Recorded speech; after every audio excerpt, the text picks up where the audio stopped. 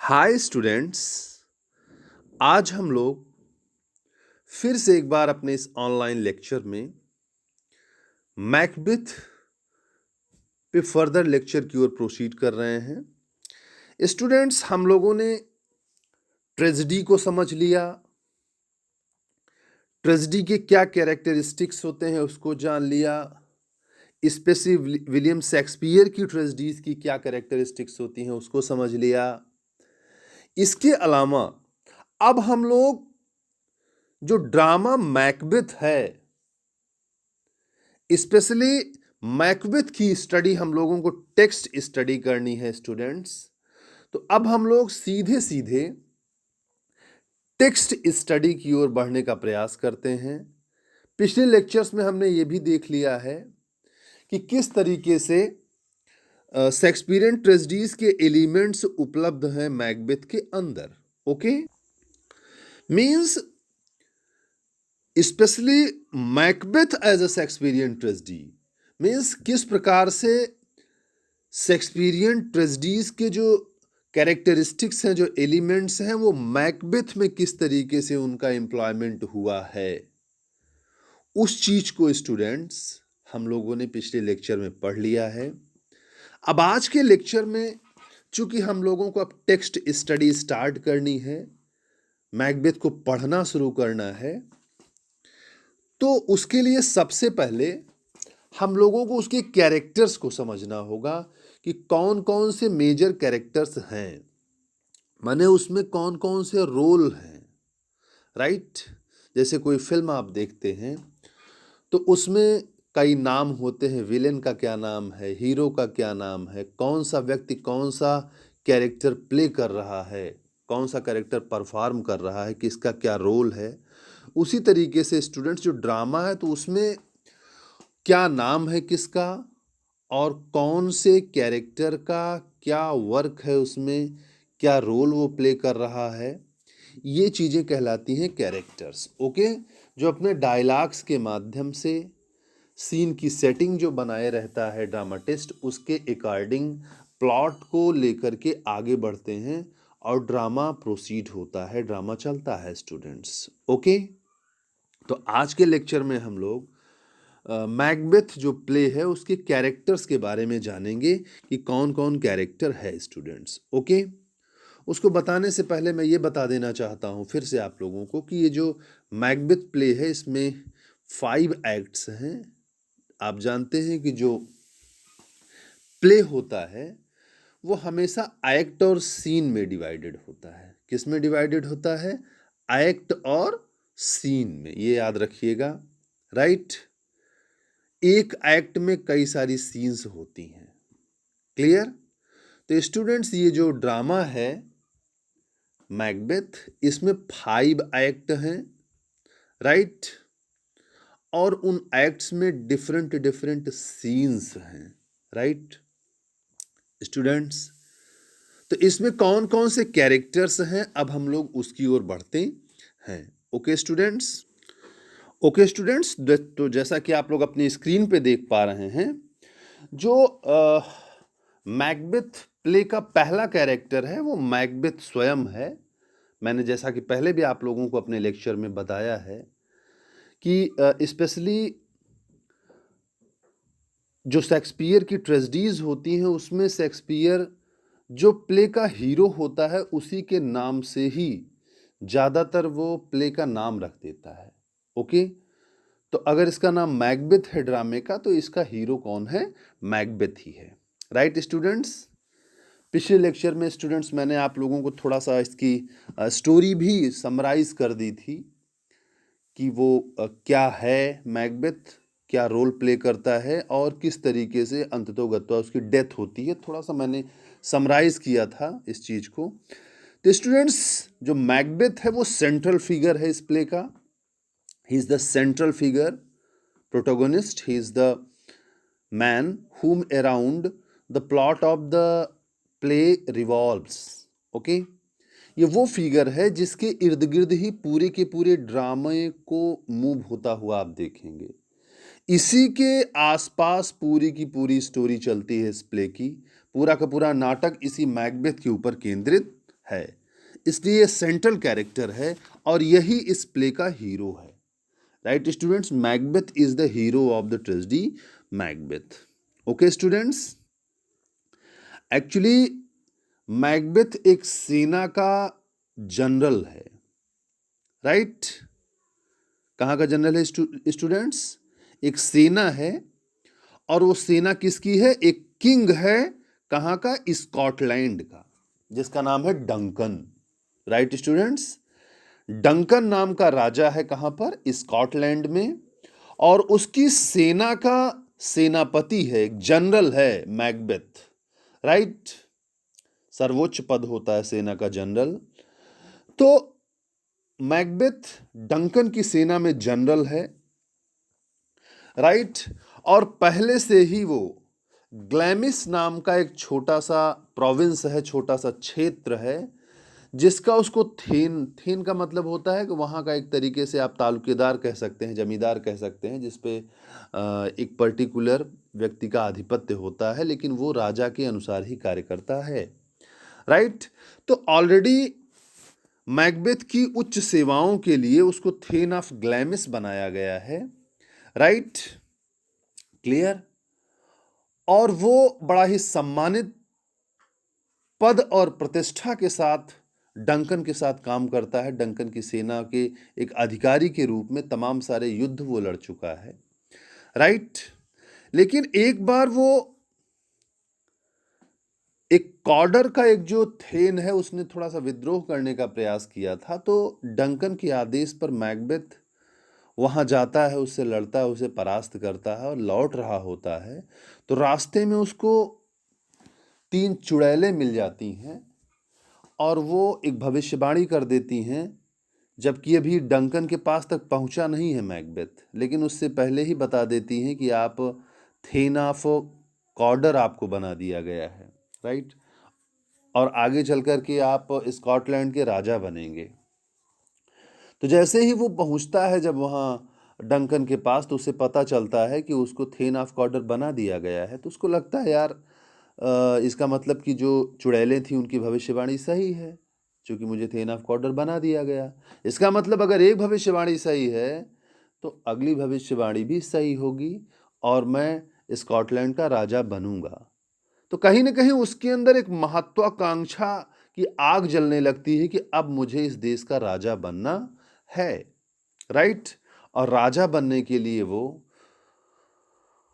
सोचता है कि अब हमको डंकन की हत्या करनी होगी, क्योंकि जब तक डंकन राजा रहेगा मैं राजा बन नहीं सकता हूं, और अगर मुझे राजा बनना है तो फिर डंकन को मरना होगा। हालांकि वो हेजिटेट होता है, ऐसा करने में वो मानसिक रूप से तैयार नहीं हो पाता है, लेकिन डंकन की हत्या करने के लिए उसको उसकी पत्नी लेडी मैकबेथ का काफी सपोर्ट मिलता है स्टूडेंट्स। ओके, लेडी मैकबेथ जिस तरीके से मैकबेथ को मोटिवेट करती हैं डंकन की हत्या करने के लिए, वो आप इस प्ले को जब पढ़ना शुरू करेंगे तो उस दौरान आपको समझ में आएगा कि what kind of role Lady Macbeth plays specially in the murder of Duncan. Right, actually although Macbeth made up his mind to kill Duncan, but ultimately he was hesitated. Right, he was not fully convinced with his thought to murder to Duncan, but ultimately he was provoked by his wife, Lady Macbeth. And the first initial provocation was given to Macbeth by 3 witches, and ultimately the final decision, what was in the mind of Macbeth, whether he was in the condition of indecision. So at that time, final decision was made in the mind of Macbeth. It was none other but Lady Macbeth. That's why she is called the fourth witch. तो lady Macbeth का बड़ा role रहा है Macbeth को made up his mind करने में, उसके दिमाग को तैयार करने में कि नहीं डंकन की हत्या करनी ही है, क्योंकि उसके दिमाग में भी आ जाता है, वो भी सपने सजा लेती है कि अगर मैकबेथ राजा बन जाएंगे तो मैं इस देश की रानी बन जाऊंगी। राइट, तो इस तरीके की जो डिज़ायर है, इस तरीके का जो ओवर एम्बिशन है उसके अंदर, महत्वाकांक्षा है, वो विवश कर देती है कि मैकबेथ किसकी हत्या कर देता है, डंकन की हत्या कर देता है। और कहीं ना कहीं एक हत्या जब वो कर देता है डंकन की, लेडी मैकबेथ की मदद से, अपनी पत्नी की मदद से, तो फिर उसके बाद पूरी तरीके से वो राजनीतिक हो जाता है, वो राजा बन जाता है स्कॉटलैंड का। और जो एक योद्धा हुआ करता था, वो पूरी तरीके से उसकी जो डंकन की हत्या करने के बाद स्थिति हो जाती है, वो कभी भी एक योद्धा की स्थिति नहीं होती है। वो मानसिक रूप से बेहद कमज़ोर हो जाता है, साइकोलॉजिकली वो सप्रेस्ड हो जाता है, राइट। और जैसा कि आप शेक्सपियर के और सारे प्लेज में देखते हैं कि शेक्सपियरियन ट्रेजेडी का जो हीरो होता है वो बहुत सारे मर्डर्स में इन्वॉल्व होता है, कई लोगों की मर्डर करता है, पूरी तरीके से उसकी लाइफ मर्डर किलिंग से भरी हुई होती है, कॉन्स्पिरेसीज से भरी हुई होती है। तो यही कंडीशन मैकबेथ के साथ भी होती है, फिर एक के बाद एक कई सारे मर्डर होते हैं जिसमें वो इन्वॉल्व रहता है और अल्टीमेटली फाइनल में उसकी डेथ हो जाती है। ओके स्टूडेंट्स, तो आई होप कि जो पहला कैरेक्टर है, सेंट्रल कैरेक्टर है, जो मेन कैरेक्टर है इसका हीरो मैकबेथ, वो आपके समझ में आ गया होगा। ओके स्टूडेंट्स, इसके बाद जो सेकंड कैरेक्टर है स्टूडेंट्स, वो है लेडी मैकबेथ का कैरेक्टर। ये भी बड़ा इंपॉर्टेंट कैरेक्टर है। लेडी मैकबेथ इस प्ले में मैकबेथ की पत्नी है। ओके स्टूडेंट्स, यस स्टूडेंट्स, तो लेडी मैकबेथ का जो कैरेक्टर है वो सेकंड मोस्ट इंपॉर्टेंट कैरेक्टर है मैकबेथ के बाद। अब ये भी आप कह सकते हैं कि she is the heroine of this play. And students, the influence of lady Macbeth's character just dominates in the story. Especially this point is very remarkable that Lady Macbeth is dominating character in this play, and this is Lady Macbeth who inspire and provoke Macbeth to kill Duncan. ये lady Macbeth ही है जिसने पूरी तरीके से Macbeth को Duncan की हत्या करने के लिए प्रेरित कर दिया। अन्यथा कहीं ना कहीं बेशक मैकबेथ के दिमाग में था कि डंकन की हत्या की करेंगे हम स्कॉटलैंड का राजा बनने के लिए, लेकिन वो एजिटेट था थोड़ा सा, उसके मन में कहीं ना कहीं एक आप कह सकते हैं कि हेजिटेशन था डंकन की हत्या को लेकर के कि क्या डंकन की हत्या उचित होगा करना। लेकिन जो स्पेशल प्रवोकनेस उसको मिली, जो वो विशेष करके बहुत ज़्यादा जिस चीज़ को लेकर के वो कन्विंस नहीं हो पा रहा था, उन चीज़ों को लेकर के उसका जस्टिफिकेशन कर देना और पूरी तरीके से कन्विंस कर दिया उसने मैकबेथ को, राइट। बहुत ही महत्वाकांक्षी महिला है, बहुत महत्वाकांक्षा, और इसके अंदर सत्ता और शक्ति को लेकर के बहुत ज़्यादा प्रेम है। Students, lady Macbeth has a great lust for power and position as well. Lady Macbeth के अंदर इतनी महत्वाकांक्षा है, विशेष करके ताकत को लेकर के, सत्ता को लेकर के, कि जब वो सुनती है कि भविष्यवाणी हुई है कि मैकबेथ राजा बनेगा, तो मैकबेथ तो बाद में राजा बनेगा, लेकिन लेडी मैकबेथ के अंदर रानी बनने की भूख पहले जाग जाती है। ओके स्टूडेंट्स, और यही कारण है कि जो कहीं ना कहीं एक पांव लड़खड़ा रहे थे मैकबेथ के, वो डंकन की हत्या नहीं करना चाहता था, तो उन लड़खड़ाते हुए कदमों को अगर किसी ने सहारा दिया कि नहीं, हत्या होनी है डंकन की, और किस तरीके से होगी, वास्तव में पूरी की पूरी योजना बनाने का जो कार्य करती है वो लेडी मैकबेथ ही करती है। किस तरीके से मारना है, कब मारना है, कहाँ मारना है। तो स्टूडेंट्स, आप देख सकते हैं कि लेडी मैकबेथ का कैरेक्टर बहुत ही डोमिनेटिंग कैरेक्टर है इस प्ले के अंदर। या ये कह सकते हैं आप कि जो डंकन की का मर्डर हुआ है, उसकी चीफ प्लानिंग, जो मेजर प्लानिंग हुई है, वो पूरी की पूरी प्लानिंग ही लेडी मैकबेथ ने की है, राइट। क्योंकि हत्या से पहले ही कहीं ना कहीं पांव लड़खड़ा गए थे मैकबेथ के, लेकिन किस तरीके से अपनी योजना को अंजाम देना है, कितने शातिर तरीके से अंजाम देना है कि लोगों को संदेह भी न हो, वो कार्य लेडी मैकबेथ ने ही किया।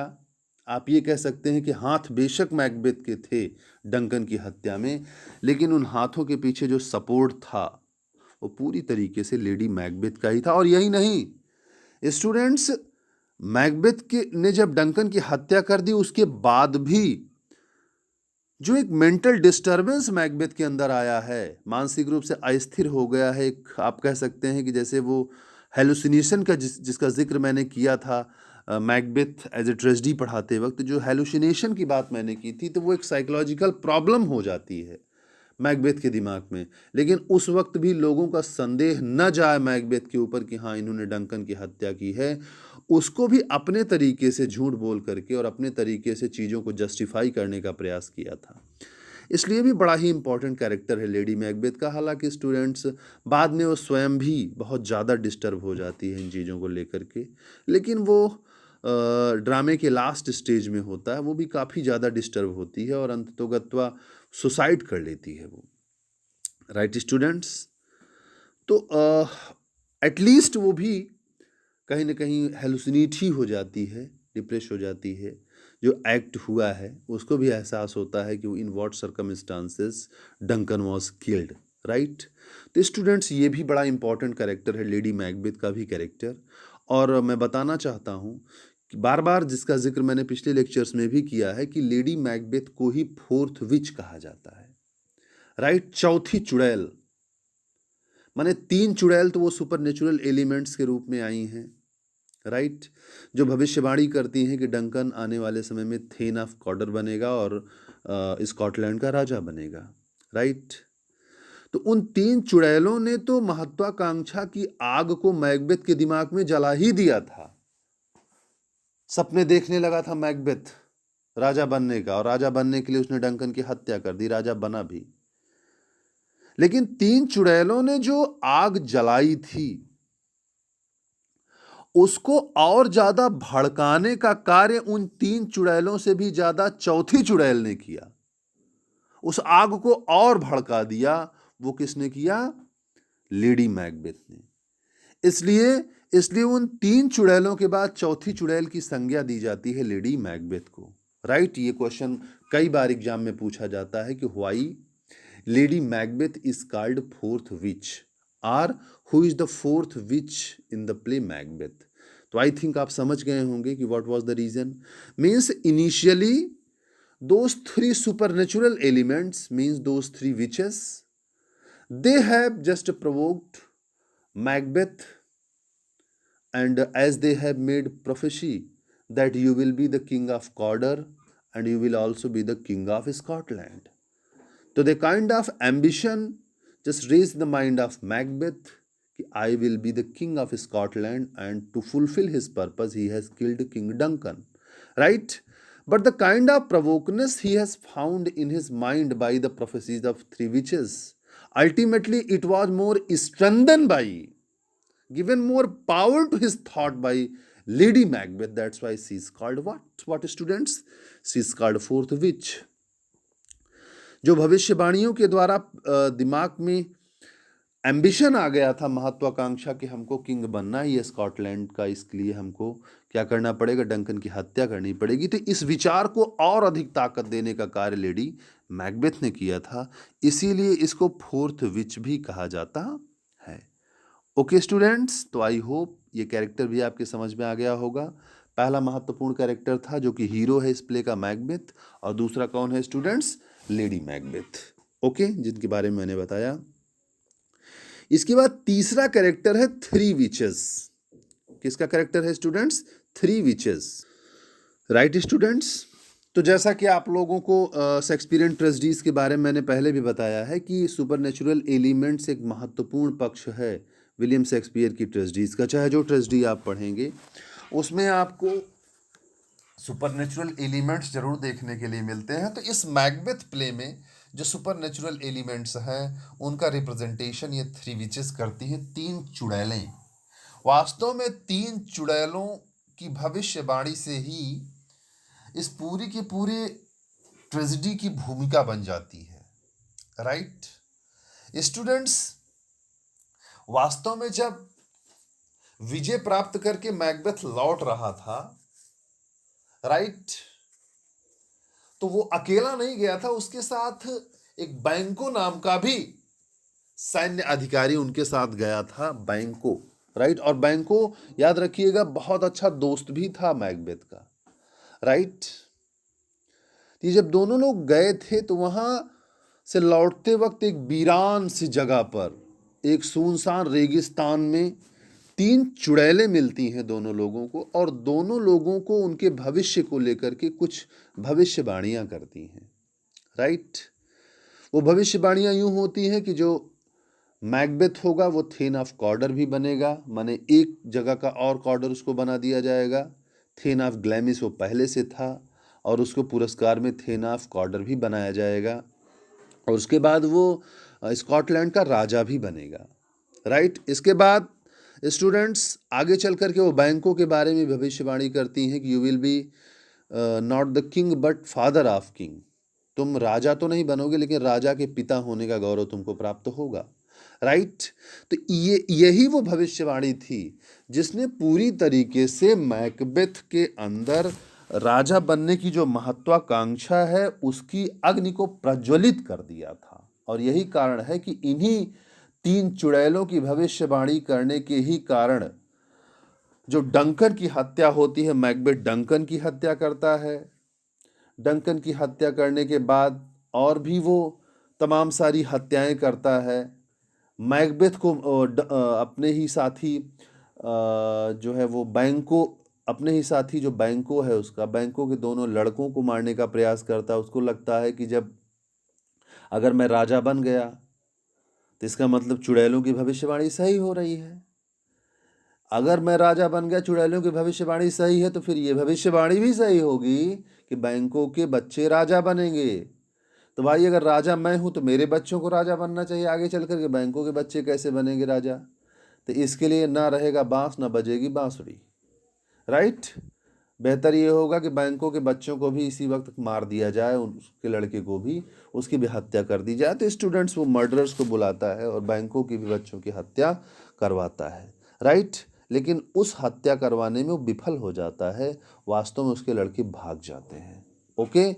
और मारा कौन जाता है? बैंक को स्वयं मार दिया जाता है, राइट। तो इस तरीके से जो भी पूरी की पूरा जो ड्रामा चला है शुरू से लेके अंत तक, उसमें कहीं ना कहीं जो सबसे बड़ा इंपॉर्टेंट रोल प्ले किया गया है, जिसके शब्दों ने ही पूरी की पूरी भूमिका बना दी इस ट्रेजेडी की, वो 3 विचेस रही हैं, 3 चुड़ैल हैं, राइट।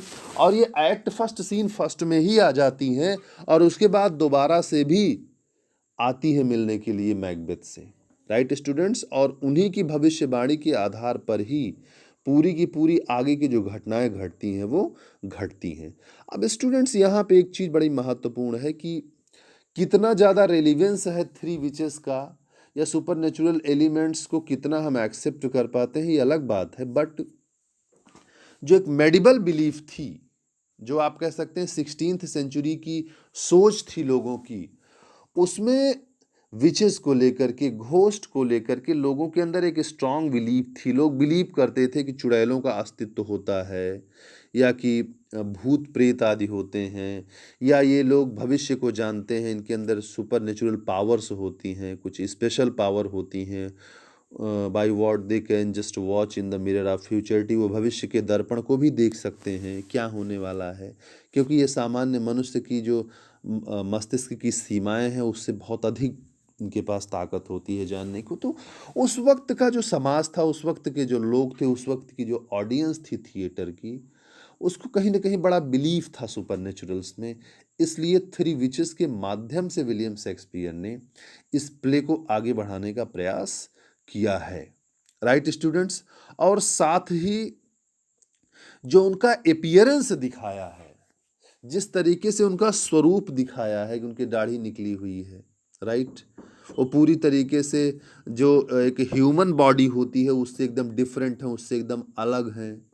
तो स्टूडेंट्स जो एक मैंने जिक्र किया था अपने पिछले लेक्चर में कि किस तरीके से विलियम शेक्सपियर की ट्रेजेडी का एक महत्वपूर्ण अंग है कि विलियम शेक्सपियर कॉमिक रिलीफ का एम्प्लॉयमेंट करता है, माने कॉमिक सीन्स को भी डालता है अपने प्लेस के अंदर। जो भी ट्रेजेडीज लिखता है उसमें बीच बीच में कुछ कॉमेडी की सीन डाल देता है, जिससे कि जो ऑडियंस है उसका माइंड थोड़ा सा फ्री हो सके, जो एक उसके अंदर एक ट्रेजेडी का एक ग्लिम्स टच कर गया है, पूरी तरीके से उसका मन ट्रेजेडी से ओतप्रोत हो गया है, तो उसको थोड़ा सा रिलैक्स देने के लिए कॉमेडीज़ की कुछ सीन डाल देता है, कॉमिक सीन्स डाल देता है। तो ये जो 3 विचेस का कैरेक्टर है, जिस तरीके से उनका पॉस्चर और जेस्चर दिखाया गया है, वो कहीं ना कहीं कॉमिक रिलीफ देने का भी काम करता है, थोड़ा सा इंटरटेनमेंट भी होता है लोगों का जब इस थ्री विचेस को देखते हैं, किस तरीके से उनका अपीयरेंस है, लोगों को उसको ऑडियंस को या जो भी एक्सपेक्टेटर्स हैं थिएटर के अंदर जब उसको देखते हैं तो उनको हंसी भी आ जाती है। तो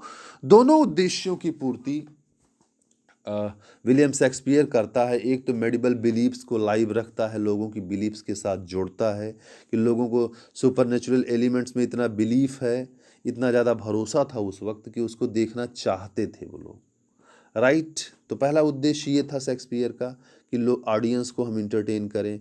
दूसरी चीज़ ये भी था कि जो उन्होंने प्लॉट बनाया था, एक रोमांटिक प्लॉट था मैकबेथ प्ले का, तो उसको फुलफिल करने के लिए भविष्यवाणी जो होनी थी फ्यूचर को लेकर के, वो एक सुपरनेचुरल एलिमेंट्स के द्वारा ही समझी जा सकती है। तो कहीं ना कहीं एक ड्रामे की भी आवश्यकता थी, ये न केवल ऑडियंस की ज़रूरत थी इंटरटेनमेंट के लिए, बल्कि ये प्ले की का जो प्लॉट है उसके अकॉर्डिंग भी थ्री विचेस का एक स्पेशल इम्पोर्टेंस है इस प्ले में। और तीसरी जो महत्वपूर्ण चीज़ है कि विलियम शेक्सपियर जो थ्री विचेस का एम्प्लॉयमेंट करता है वो इस बात को भी दिमाग में रखता है कि किस तरीके से थ्री विचेस की जो प्रोफेसी है या भविष्यवाणी है, किस तरीके से व्यक्ति के अंदर यदि महत्वाकांक्षा की अग्नि जल जाए तो वो बहुत सारे रीजनेबल चीज़ों को दरकिनार कर देता, जो एक फिलोसफिक कॉन्सेप्ट देने का प्रयास किया विलियम शेक्सपियर ने। ये भी बहुत महत्वपूर्ण है कि जो चीज़ें जस्टिफाइड नहीं हैं, जिन चीज़ों को रीज़न के तराजू पे आप तौल नहीं सकते हैं, वो चीज़ें भी यदि आपके अंदर महत्वाकांक्षा की अग्नि जलने लगे तो कहीं ना कहीं तमाम रीज़नेबल चीज़ें अनरीज़नेबल हो जाती हैं, और कई सारी चीज़ें जिनको आप जस्टिफाई नहीं कर सकते हैं उसको आप अपने हिसाब से जस्टिफाई भी कर देते हैं। ओके स्टूडेंट्स, तो आई होप आप समझ गए होंगे मेरी बातों को। तो तीसरा जो महत्वपूर्ण कैरेक्टर है इस प्ले का वो है थ्री विचेस। ओके स्टूडेंट्स, इसके बाद चौथा जो कैरेक्टर आता है जिसके बारे में बता रहा हूँ वो बैंको का कैरेक्टर है, बड़ा ही इंपॉर्टेंट रोल प्ले करता है, राइट स्टूडेंट्स। इसका जिक्र मैंने पहले ही किया था कि वो ये भी एक जनरल है आर्मी का, जैसे मैकबेथ डंकन की सेना का जनरल था, वैसे ये भी एक बहुत ही नोबल मैन है और बड़ा ही वीर योद्धा। उसी तरीके से जैसे मैकबेथ सेना का एक जनरल था डंकन की आर्मी में, उसी तरीके से बैंको भी सेम उसी पद पे उसी तरीके से जनरल है, राइट, डंकन की आर्मी का। और जब तीन चुड़ैलों ने भविष्यवाणी की थी तो इसी बैंकों के बारे में भविष्यवाणी की थी कि आने वाले समय में तुम नहीं बल्कि तुम्हारे बच्चे इस देश के राजा बनेंगे, राइट, क्लियर। तो बैंकों के अंदर भी महत्वाकांक्षा आई थी कि कहीं ना कहीं एक दिन मैं भी इस स्कॉटलैंड के राजा के पिता होने का गौरव प्राप्त करूंगा, राइट। लेकिन ये अलग बात है कि बैंकों अपने एम्बिशन, अपने जो उसकी सोच आई थी उसके मन में, उसको कार्य रूप नहीं दे पाता है, उसको एक्शन में नहीं ला पाता है। लेकिन मैकबेथ तो अपनी महत्वाकांक्षा को एक्शन में पूरी तरीके से ले आता है। ये दोनों में डिफरेंस है, राइट। महत्वाकांक्षा बैंकों के अंदर भी आई थी कि चलो अब मेरे बच्चे राजा बनेंगे। कैसे राजा बनेंगे इस पर बैंकों ने तो कार्य नहीं किया, लेकिन मैकबेथ राजा बनेगा भविष्यवाणी के अनुसार, तो मैकबेथ ने अपनी योजना पर कार्य करना शुरू कर दिया था और उसने डंकन की हत्या कर दी थी, राइट स्टूडेंट्स। तो आप कह सकते हैं कि बैंको अपने थॉट्स को एक्शन में ट्रांसलेट नहीं कर पाता है, राइट। लेकिन चूंकि मैकबेथ राजा बनने की महत्वाकांक्षा में जल रहा था और वो डंकन की हत्या कर देता है, न केवल डंकन की हत्या करता है बल्कि वो सोचता है कि न बांस रहेगा न बांसुरी बजेगी, इसलिए बैंकों के लड़कों की भी हत्या करवा दी जाए। और मैकबेथ जब बैंकों के लड़कों की हत्या करवाने के बारे में षड्यंत्र रचता है और मर्डरर्स को भेजता है, प्रोफेशनल किलर्स को भेजता है, तो उस दरमियान उसके लड़के तो बच जाते हैं, भाग जाते हैं, लेकिन बैंको स्वयं मार दिया जाता है, राइट। ये महत्वपूर्ण चीज़ है। और आने वाले समय में जब बैंको भूत बन जाता है, ये बड़ा महत्वपूर्ण है, इसको भी आप कॉमिक सीन्स से जोड़ सकते हैं।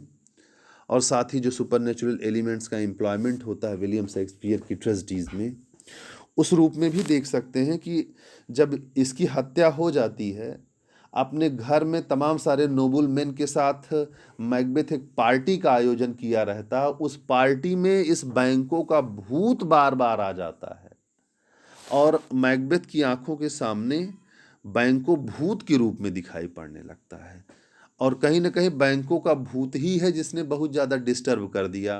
जो एक पागलपन की स्थिति आ गई, जो एक साइकोलॉजिकली आप ये कह सकते हैं कि डिस्टरबेंस पैदा हो गया in the life of Macbeth. It was the ghost of बैंको।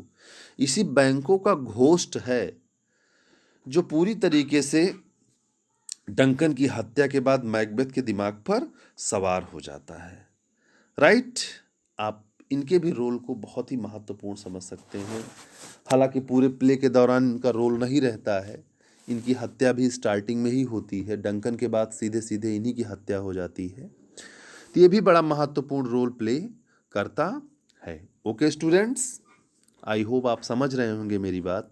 बैंकों का कैरेक्टर हो गया, और ये चीज़ याद रखिएगा स्टूडेंट, जो जो सीक्वेंस मैंने बनाया है कैरेक्टर्स का, वो मैंने जो है ज़्यादा महत्वपूर्ण से कम महत्वपूर्ण की ओर बढ़ता जा रहा हूँ। सबसे ज़्यादा महत्वपूर्ण डंकन था, वो सबसे महत्वपूर्ण मैकबेथ का कैरेक्टर था, वो हीरो है, मैंने सबसे पहले उसको बताया। फिर लेडी मैकबेथ के बारे में बताया।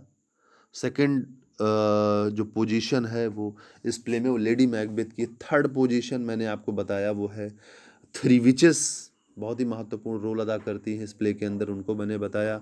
और चौथा जो महत्वपूर्ण कैरेक्टर था वो बैंको का कैरेक्टर था।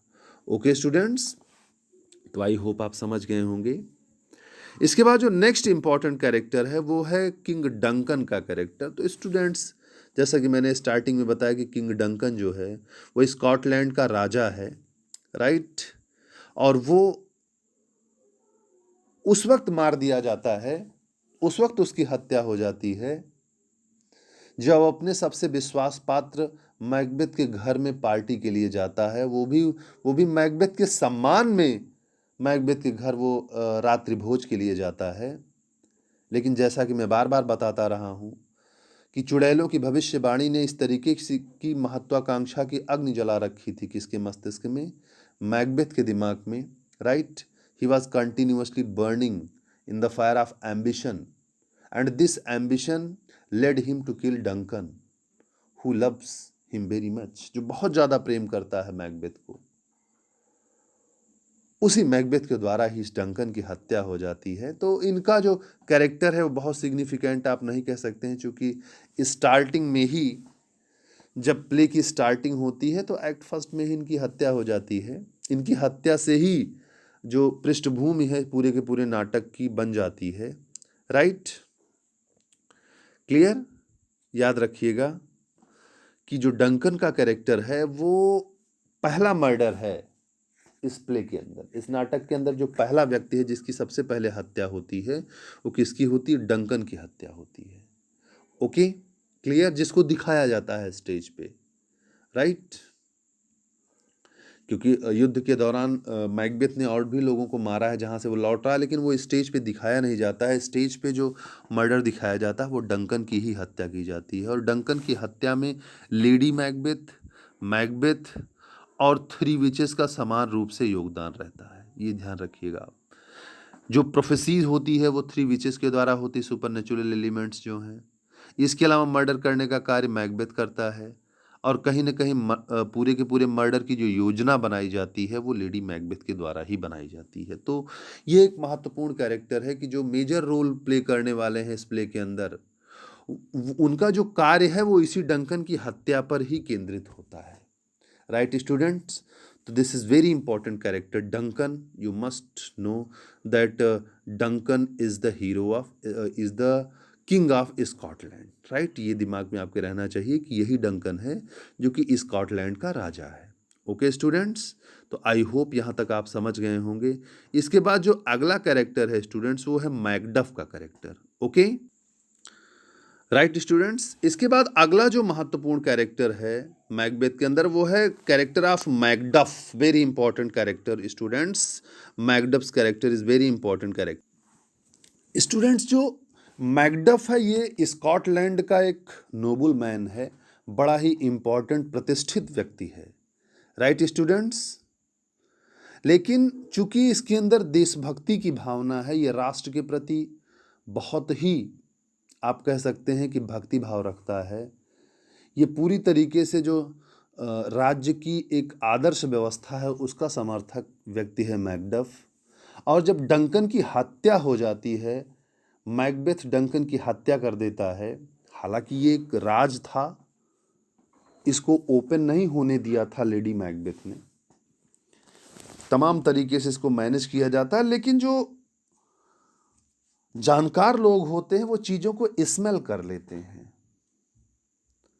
तो कहीं ना कहीं इसके मन में जो सबसे बड़ा संदेह था कि भाई अगर डंकन की मान लीजिए हत्या हुई है या सुसाइड किया है उसने या जो भी घटना है, राइट, सुसाइड का तो सवाल ही नहीं पैदा होता, क्योंकि जो उसके गेटमैन थे, गेटकीपर्स थे, उनके हाथों में जिस तरीके से नशे की स्थिति में रक्त को लगा दिया गया था। लेडी मैकबेथ का कैरेक्टर जब आप पढ़ेंगे तो आपको पता चलेगा कि कितना गजब का रोल करती है वो। उसने सारा का सारा आरोप उनके गेटकीपर्स पर लगा दिया था और बाद में उनको भी मरवा दिया था, राइट। तो ये तो क्लियर था कि डंकन की हत्या हुई है, लेकिन सवाल ये है कि डंकन की हत्या के बाद उसके उत्तराधिकारी उसकी संतान होनी चाहिए ना। आने वाला राजा जो होना चाहिए वो डंकन का लड़का होना चाहिए, मैकबेथ कहाँ से आ गया? तो ये संदेह कहीं ना कहीं लोगों के दिमाग में घर कर गया था कि इसमें कुछ दाल में काला है। और उसके बाद यही मैकडफ ही है जो जो एक क्रूसेड, जो एक अलग ही एक स्ट्रीम है स्कॉटलैंड की, उसका लीडर बन जाता है। और उसका उद्देश्य होता है किस तरीके से मैकबेथ को सीट से उतारा जाए, क्योंकि वास्तविक उत्तराधिकारी नहीं है स्कॉटलैंड की सीट का। कहीं ना कहीं मैल्कम को राजा बनना चाहिए, जो कि डंकन का बेटा है, राइट स्टूडेंट्स। तो ये मैकडफ डंकन के बेटे मैल्कम को राजा बनाना चाहता था और मैकबेथ को राज सिंहासन से अलग करना चाहता था। लेकिन उसकी ऐसी सोच का जो उसे दंड भुगतना पड़ा, वो ये भुगतना पड़ा कि मैकबेथ ने इसके चक्कर में न केवल इसको मार देना चाहता था, बल्कि इसकी पत्नी को और इसके बच्चे की निसंग हत्या करवा देता है, राइट। इसकी पत्नी और बच्चे मारे जाते हैं। कहीं ना कहीं ये अपने पत्नी और बच्चे की मृत्यु का बदला लेने के लिए मैकबेथ के खिलाफ था और मैकबेथ को मारना चाहता था, राइट स्टूडेंट्स। एक यहाँ पे एक रिवेंज का जो कंसर्न है ये भी बड़ा महत्वपूर्ण है, जो बदले की भावना है मैकडफ के अंदर, राइट। ये इस कारण से भी मैकबेथ के खिलाफ है, राइट स्टूडेंट्स। बड़ा ही इंपॉर्टेंट कैरेक्टर है मैकडफ का, आप इसको भी याद रखेंगे। इसके अलावा अगला जो कैरेक्टर है मैल्कम का कैरेक्टर है। किसका कैरेक्टर है स्टूडेंट्स? मैल्कम। मैल्कम कौन है स्टूडेंट्स? मैल्कम डंकन का बेटा है, राइट, जो कि बाद में राजा बनेगा। चलिए ठीक है, जो उसकी एक्सपेक्टेशन है कि उसको राजा बनना चाहिए, जो स्कॉटलैंड की व्यवस्था है उसके अनुसार जो राजा है उसका पुत्र ही उत्तराधिकारी बनता है, राइट। लेकिन ये वो डरपोक कैरेक्टर है स्टूडेंट्स, ये बहुत ही ब्रेव कोई कैरेक्टर नहीं है। ये वो कैरेक्टर है कि मैकबेथ की डर के मारा ये भाग जाता है, राइट। जब डंकन की हत्या हो जाती है तो ये अपने पिता की गद्दी को संभाले, ये उस राज सिंहासन पर आसीन हो, उस राज सिंहासन के मार्ग में आने वाले चैलेंजेस को फेस करे, ऐसा कुछ नहीं करता है ये किसी तरीके से मारे डर के अपने प्राण बचाने के लिए क्या करता है? भाग जाता है, राइट। ये दो भाई होते, दोनों भाग जाते हैं। कहाँ पर? ये इंग्लैंड भाग जा इसका वो दूसरे देश भाग जाते हैं, राइट। इंग्लैंड भाग जाते हैं, क्लियर, राइट। तो ये महत्वपूर्ण कैरेक्टर हैं, लेकिन इनका जो रोल है वो बड़ा ही क्वार्ड का रोल है, बड़े ही कायरता का रोल है। ये भी इस प्ले में महत्वपूर्ण एक कैरेक्टर है, राइट। इसके अलावा जो भी कैरेक्टर्स हैं बहुत छोटे छोटे कैरेक्टर हैं। हिकेट का कैरेक्टर है। हिकेट कौन है स्टूडेंट्स? हिकेट चुड़ैलों की देवी हैं, राइट।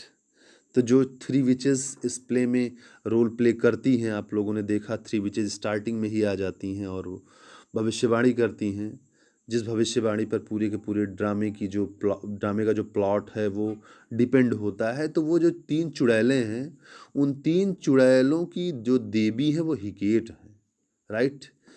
इन्हीं हिकेट को ही प्रसन्न करने के लिए वो तमाम प्रकार की जो नेक्रोमेंटिक एक्टिविटीज़ हैं परफॉर्म की जाती हैं, तमाम प्रकार का जादू टोना जो दिखाया जाता है वो इन्हीं हिकेट नामक चुड़ैलों की देवी को प्रसन्न करने के लिए किया जाता है, राइट।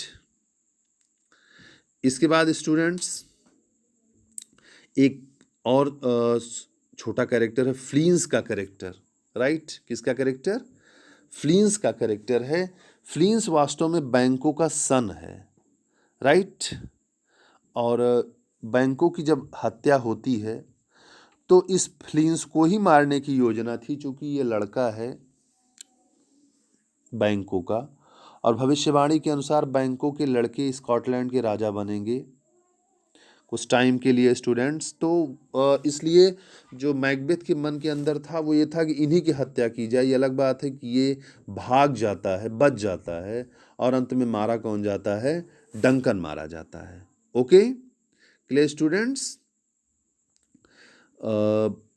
जो चुड़ैलों की भविष्यवाणी थी उसके अनुसार इसको राजा बनना है और फुलफिल होती है, राइट स्टूडेंट्स। तो फ्लींस का कैरेक्टर भी एक इम्पॉर्टेंट कैरेक्टर है, लेकिन बहुत इम्पॉर्टेंट नहीं, क्योंकि इन लोगों ने through out the play perform नहीं किया। इन लोगों का रोल पूरे नाटक के दौरान नहीं रहा है, ये लोग थोड़े थोड़े टाइम के लिए आते हैं।